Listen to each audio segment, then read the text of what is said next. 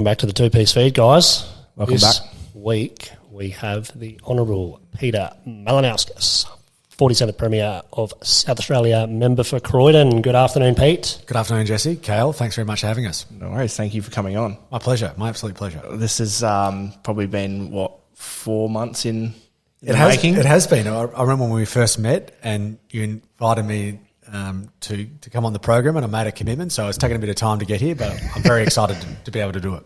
Yeah, we've been wishing for this day for a long time and also quietly nervous. Yep. Yeah. My wife had a bit of a moment last night when I said, the Premier's going to be using your headphones, by the way. So she's just like, anyway. Starstruck.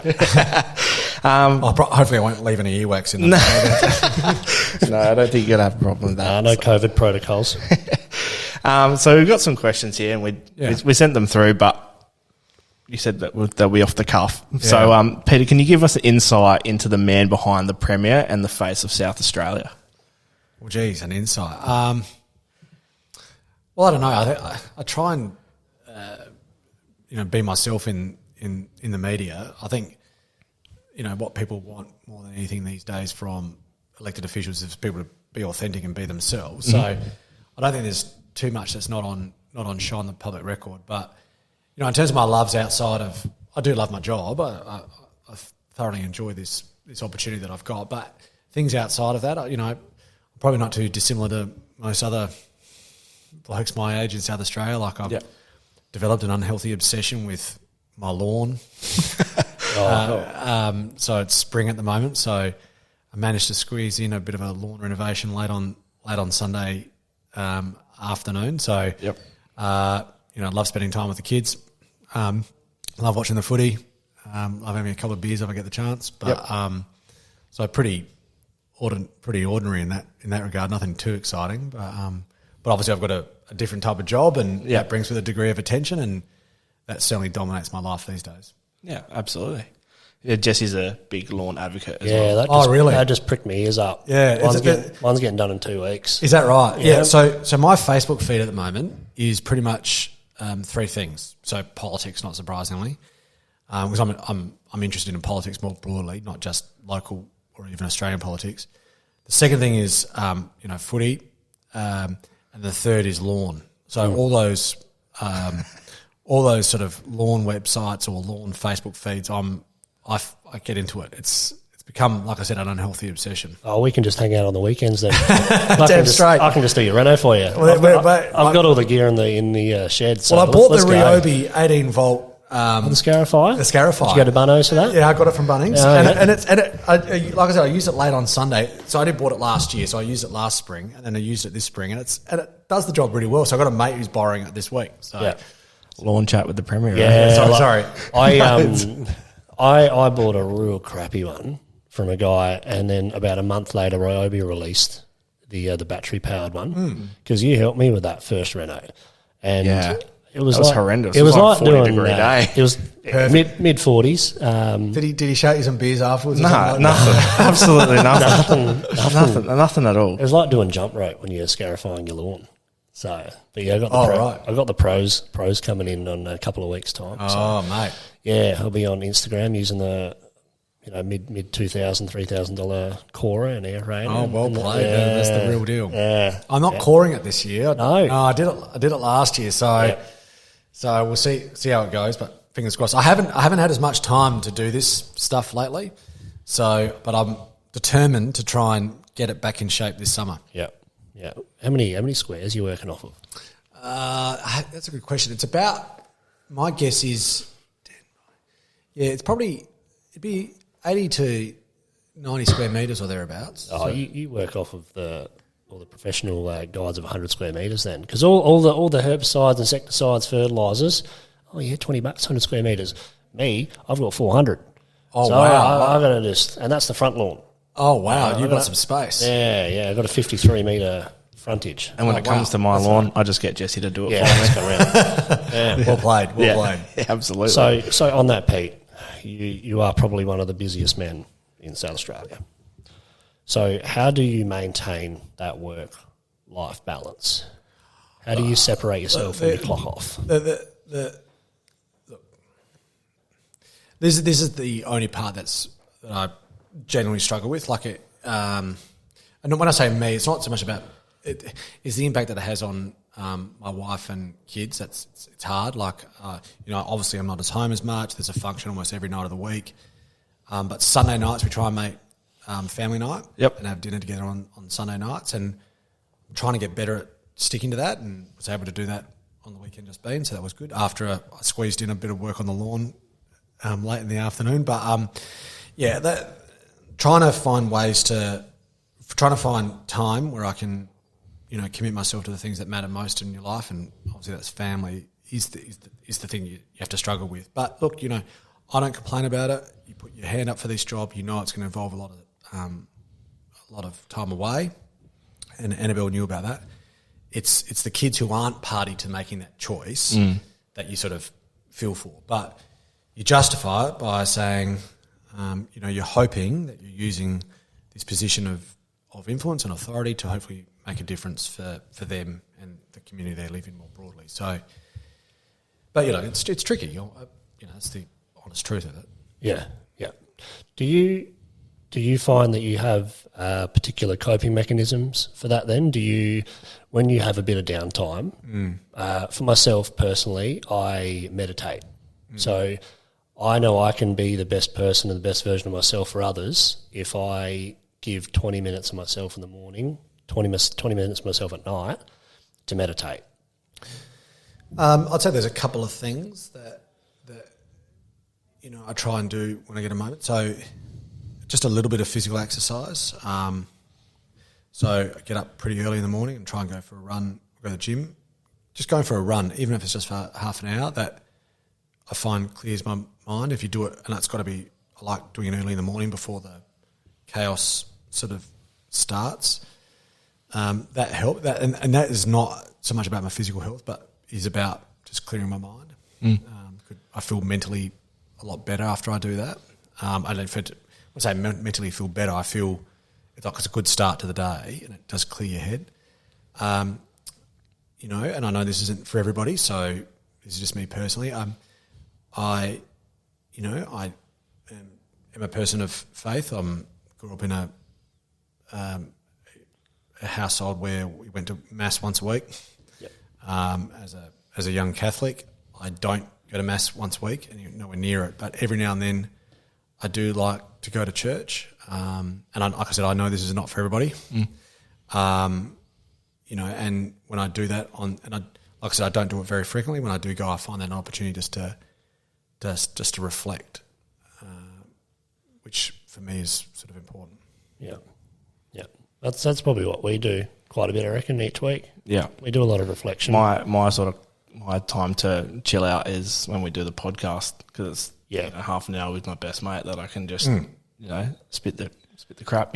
Yeah. So it's good. It's interesting though. Like I don't know what you gents find, but whenever if you're going for a run or if you're still thinking, the only time I'm not where I'm not thinking about something is if I'm playing competitive sport in a team-based environment. So that's one of the reasons why I've sort of probably played footy longer than my ability says I should. Yeah. Is it's sort of in a team you're focused on just see ball, get ball, playing, in the moment. And it is a rare occasion when just everything else, you don't think about anything else. And that I find just so liberating and so enjoyable. So that's the other thing that's been a really good release. But the reality is that, my regular playing days are over. I only got to play 5 games this year or something. So, it's trying to find other things that give you that same sort of moment of reprieve. Yeah. I think only from the last sort of 7 to 8 months, when I got back with my cousin, of talking more frequently to him, is probably when I started meditating more. And I just, you grow up and you look at certain things about meditation. And for me anyway, I thought, what's it really going to do for you, in a sense. But I think when you get down to it, and for me it was about lowering my heart rate as well. So like Peter just said, like your heart rate being high, you're still having a lot of stimulation. And for me, when I meditate, it just lowers your center of gravity, your thought process, and you just take away every single matter in the world. Did you have to practice to be able to get to that point? Yeah. So my cousin is my meditation coach, and honestly, I couldn't endorse it anymore. I literally tell everyone, it's not for everyone, but I tell everyone to give it a go. He hasn't got me on board yet. No, I haven't got you on board yet. I don't feel like I've got time, but I wake up 4:30 every day. Yeah. Doesn't matter if I get 3 hours sleep, 5 hours sleep, 10 hours sleep.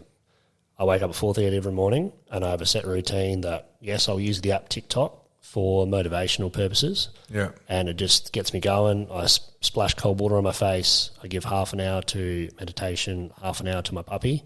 Yeah. And I don't start work technically until 7:30, 8 o'clock. So it's a good 3.5 hours away, and I live 5 minutes from work.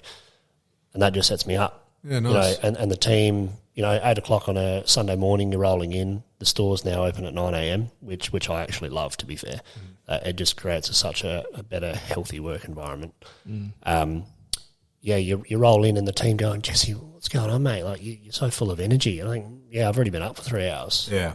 I don't need that coffee stimulant in the morning. Yeah. So, even if you go away and just look online, you don't have to, pay for it. You can just do a couple of YouTube videos, because there's no hard and fast rule on how you meditate. You can have a good meditation, a bad meditation. They're all different. Like driving to work. Yeah. Get a good run of traffic, get a bad run. It's fantastic. Yeah, interesting. Fantastic. And also before bed, but just do it like an hour before bed. And even if it's 10, 15 minutes. Yep. Just clears your mind. For a person in your role, fantastic. So look at it. now we just experienced question time for the first time. Oh, right. I saw you sitting in there. Yeah, we were honoured to get a mention. Were you underwhelmed at our parliamentary democracy? Look, we sort of knew what we were coming into. Walking in. Yeah. But it was good. It was good to see the back and forth between both sides. Yeah, it's interesting. And Tom Coots and Tonus, Yep. he copped a bit, didn't he? Yeah. Look, I mean, look at the Parliament. See, it's interesting. Everyone, when they think about Parliament, they think about question time. Yep. So a parliamentary sitting day could be quite long. Yeah. And, it's not unusual for it to sit, 12 hours on occasions. But everyone only focuses on that 1 hour of question time because it is the most theatrical. Yeah. It's got the most back and forth. Yep. And, it's interesting, but no one will come, when people come to watch Parliament, they come to watch question time because that's what they want to see. But when Parliament's not sitting, so when question time's not on and the Parliament is sitting, it is a far more practical, thoughtful engagement, people going back and forth, people making speeches that often have a lot of thought put into them, often less political in nature and more policy orientated, but people find that boring. So it's interesting, there's a bit of a paradox in that, you often hear people say, oh, why do they argue like that in question time? They've got to be more mature than that. But when people come to watch Parliament, it's the only thing they want to see. Yeah. So it's an interesting, like I said, a bit of a paradox in one respect. But question time, the message I sort of explain to people is that question time doesn't always reflect the way that the Parliament operates in practice, notwithstanding the fact that it's what people are most interested in. Yeah. Does the government have a plan for better support in the mental health spectrum? Yeah, we do. Unfortunately, if I'm frank about it, lots of the emphasis is on investing in mental health supports and mental health services at the back end. And what governments around the country need to do more of is invest in the front end. Yep. So, for instance, we're investing a lot of money and resources in more mental health beds within our hospitals because there are a lot of people rolling up to our emergency departments with acute mental health challenges that they need specialist beds for, because just leaving a mentally unwell person at an acute level stuck in an ordinary emergency department is not the best place for them to be. So we do have to invest in those services. Similarly with, other mental health related services around alcohol detox, for instance, drug rehabilitation beds, these aren't disconnected from mental health issues. The problem is that they're all at the back end. Mm-hmm. And they're also happen to be the most expensive type of services. What we've got to do better at is investing in people's mental health before they become an acute patient. Yep. And governments around the country, in fact, governments around the world have really struggled with this because you see an acute problem, people reasonably expect you to address it, and we're doing a lot of that, but we're not, as a country, doing enough at that front end, and that is a challenge that we grapple with. Now we're trying to do more at the front end, but clearly I think there's more work we can be done there. Yeah, definitely at the early intervention stage. Yeah, I'd say that's key. Or investing in resilience of people, particularly young people in our schools. But this is why, and I don't want to give you a long diatribe about what we're doing in policy, if you don't want me to. But we're investing a lot in 3-year-old preschool because a lot of research tells us that if you're going to make investments, do it with young people, because there's a lot of young kids out there who are in fact, 23.8% of South Australian children, just over 22% of Australian children start reception with a form of developmental delay. And if you can turn those numbers and bring it down, then that has long-term health implications for someone throughout their life. Mm. So that's why we choose to make that investment in early childhood preschool. That's awesome. That's good. I'm seeing them pop up more frequently as well over the years. I don't reckon there was any of that compared to when we were growing up. No. There's childcare centres, but not enough preschools. Yeah, and they're different in nature. Yeah, definitely. That's enlightening. Thank you very much for that information as well. Well, sort of like the formalities sort of done in the podcast here. So we've got a fun question for you. Sure. Do you eat Weet Bix? A bloody oath. Do you have them hot or cold? No. Cold. Oh. No. What are you on about? And more than that, I'm a bit of a freak when it comes to this type of thing. Have you got a process? Absolutely. Kale's got a process. Yeah. It's developed its peculiarities over the years. Mm-hmm. First thing is the milk's. I don't want cold milk. I want really cold milk, like as close to zero as you can get cold milk. So we've got a back fridge in the garage, and I turn that down to as low as it goes. In fact, it's got a 1 degree setting, unlike the fridge in the kitchen, which doesn't go that low. So I keep it on that, and I keep milk in the back fridge so I get it as cold as possible. Winter or summer, the milk has got to be cold as possible. Do you get you get a measuring jug as well? And oh, no, I don't have a measuring jug. But my latest thing is I put Weet Bix, and I put either yogurt with Weet Bix and milk, just a couple of spoonfuls of yogurt, or I put flaked almonds with sultanas in with my Weet Bix. Which it might sound like a bit freaky. I don't know, but I love them. Yeah, I eat them for dessert at night. Yeah. I eat too much cereal. In fact, okay. I drink too much milk and eat too much cereal. Mm. Okay. Well, I don't know how I got into this, but anyway, you asked the question. No, we have them warm. Next time. Do you have them warm? Yeah. Even warm. in the summer? Yeah. Nah, what are you talking about? Yeah, is that nah? Yeah. I heat my milk up in the microwave, then pour it over and then mash it all up and then put it back in the microwave. What? Yeah. Well, you're boiling your Weet Bix or something. Yeah, and then I just douse it with sugar. Well, I get the attraction in the winter, but I couldn't possibly understand it in the summer. No, can't do cold Weet Bix. You can get it down quicker if you mush I thought I had peculiarities in my Weet Bix. Yeah, bloody hell. Yeah. Have you ever tried Vitabrits? No. So we do lots of our supermarket shopping online, and one day they substituted the Weet Bix with the Vitabrits. I didn't do it for me. I'm not a sorry, Uncle Toby's. Yeah. Nah, sanitarium for me. Yeah, yeah. Pete, have you got any words of wisdom for the South Australian listeners today? Oh, I don't know if I'm a source of wisdom. You are. Yeah. Oh, no. I don't think I'm a source of wisdom. But look, I think for the state more broadly, I think every now. I know this isn't actually just true for South Australia. This is true for the nation. I think we should remind ourselves as a country just how bloody lucky we are. Yep. And I know that the way our politics works and the news media cycle works, that we focus on things going wrong, and that's the nature of the beast. And I'm not complaining about that, but every now and then we should just remind ourselves just how fortunate we are. And if we can get to that point, then I think we put ourselves in the best position to open our hearts as a country to provide more opportunity to those that are less fortunate than ourselves. Yep.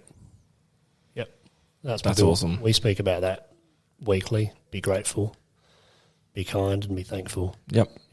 I think most Australians are. Yeah. And, you know, the vortex and the rabbit hole that is social media, and no doubt you guys have talked about social media at some point during the course of your podcast, it doesn't always reflect the best of us. And I think that's why just just going up to 30,000 feet every now and then and just reminding ourselves we've got it pretty good. Yep. Doesn't hurt. Yeah. Very good. Thank you for coming on. My absolute pleasure. Thanks Thanks for Awesome. having me. Thanks. And congrats to both of you. Thank you. On the work that you're doing. I mean, I think, sharing stories in a different context and what it can do to sort of improve people's mental health, particularly given the story of the podcast, is to your great credit. So I wish you every success. Thank you very much. Thank you. One last one. Pete, we didn't give you this in the questions, but what's your song of the week? What would you like us to play As your song. when you chuck in your car on one of your trips? Absolutely. Look, I'm a Midnight Oil fan. So it's been Jazz just said we that had to a us little before. bit of a tip off. Did you? Okay, yeah. So my favourite oil song at the moment is Kosciuszko. Yep. So there's a good live version there on Spotify if you want to go. I'll find it. Yeah. I'm We'll the get whiz. it on there. I'll get it. Yeah, Don't worry. So Kosciuszko by Midnight Oil. Beautiful. Awesome. Lovely. Well, little present for you. We've got our 2-piece ale for you, all the way from Wollonga. I'll look forward to sticking into it. It'll be in the back fridge, nice Yeah, and back cold. fridge next to that Weet Bix milk, I reckon. That's right, you got it. Pride of place. Awesome. Thanks, Beautiful. Pete. Appreciate it. Thank you, Cheers. Pete. Bye.